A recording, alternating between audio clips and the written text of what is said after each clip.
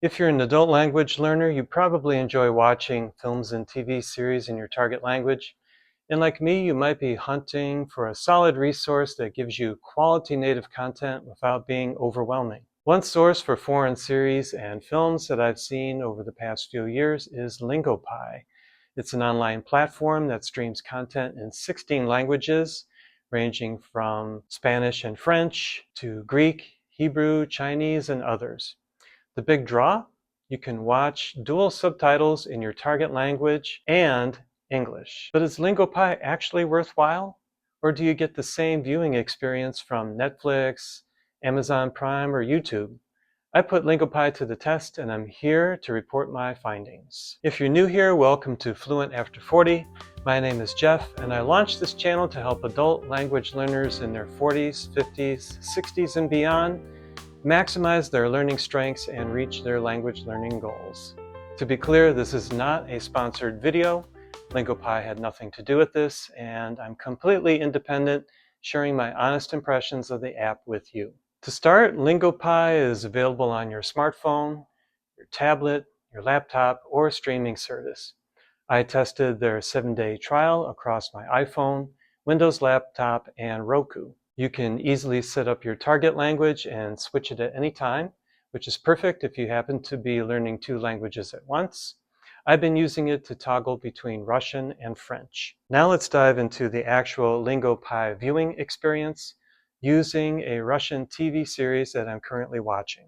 I have Lingopie loaded on my laptop, and I've pulled up an episode of a Russian program called Your Aunt Lucy. And Lingopie categorizes it as a comedy at the intermediate language level. And it is about Lucy, who sells her luxury apartment in Paris and goes back to Russia where she has 2 nieces, and she rushes to solve their problems. So one of the things you can do is adjust the speed of the recording from full to beginner. Beginner is too slow, the sound is just too distorted. So what I've done is changed it for myself to the intermediate level, which allows me to read the subtitles in the English at a comfortable pace. If you hover over the captions button, you can see how you're going to display the subtitles. By default, it has the Cyrillic Russian with phonetic spelling and the English translation. You can use these buttons to step back or step forward in terms of the captioning.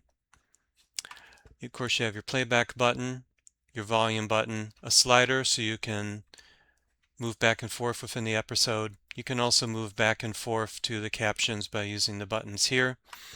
You can anticipate the dialogue that's coming up on the right-hand side. And if you can see this with my picture-in-picture, there's also a grammar index.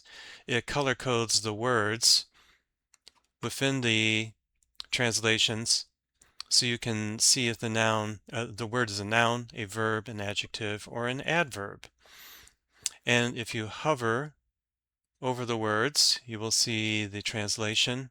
There is some bullying that goes on of this particular character. Let's have a look at this scene. Эй, Жиру! Слушай, ты что, научилась заказывать китайские фейки? Сама ты фейк. Это мне бабушка из Парижа привезла. So as you can see, Да твоя let me hit pause again. The different color coding for the words, I can hover and it will show the literal meaning of the different phrases and words.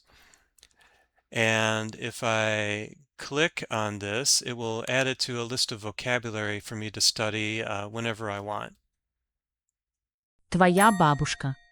Твоя бабушка. So it gives you the pronunciation and some grammatical definitions. Up here you can see it is added to my list of 14 vocabulary words or phrases that I can study, I think, at any point in watching this episode. And what it does, it gives you a multiple choice quiz, and it tests your memory to see if you remember the meaning. бабушка Париж только на фотографиях видела. Кать, ты бы на русском такая четкая была. With it at the intermediate setting, it's not so slow that it's annoying, and not so fast that I miss the meaning. And I really think this is a powerful tool you can use for really studying television episodes or films or documentaries. It is not meant for passive watching, but to do a deep dive into the grammatical aspects of what you are listening to and watching, part of your arsenal for tackling a foreign language. Let's take a look at the Lingopie home screen on my laptop to give you a bird's eye view of exactly how it works. So what I've done here is go back to the Lingopie home screen that I have set up for myself. I have it set up as a default to the Russian language. It shows you some places where you can start watching different series. Of course, we talked about Your Aunt Lucy. And as you can see, there are a bunch of other shows that you can watch. I'm not sure that I would recommend a children's series to adult learners because, as I mentioned in the episode I recorded about what you shouldn't read as a language learner, children's stories, I'm not sure you should watch these either because they're just not going to be interesting to you as an adult. But you can see you have lots of different choices of different series with a little preview of what the episode or the series is about. It also organizes by different categories like popular dramas, comedies, cartoons, editor's pick. This is the series that I selected to watch. I can also, I believe, down here, I can change my default language. Here I am switching to French, but I can pick the level. It would say I'm at an advanced level. It's going to pull up all kinds of different things that I can watch at an advanced level in French. Yeah, the catalog is extensive. There's a lot of different things that you can watch in different genres that you can select. So that makes it an attractive choice for language learners as well. Overall, I think Lingopie has a lot going for it. For French and Russian learners, there is certainly a great deal of quality content, and I was especially impressed by the Russian to English subtitles and the accompanying grammatical points. To be clear, I don't think Lingopie is a passive viewing experience. It's meant for close language study. You can interact with the app using vocabulary quizzes and pronunciation practice. Engaging with stories through watching, listening, and reading is incredibly valuable. Here's a pro tip. Watch an episode first to get the gist of the plot, then watch that same episode a second and a third time to hone in on the vocabulary before trying the quizzes. I will say I'm slightly less impressed by the pronunciation practice feature. It's hard to tell exactly what standards it's using to evaluate your speech. Я всегда говорил, что ты наш самый ценный сотрудник.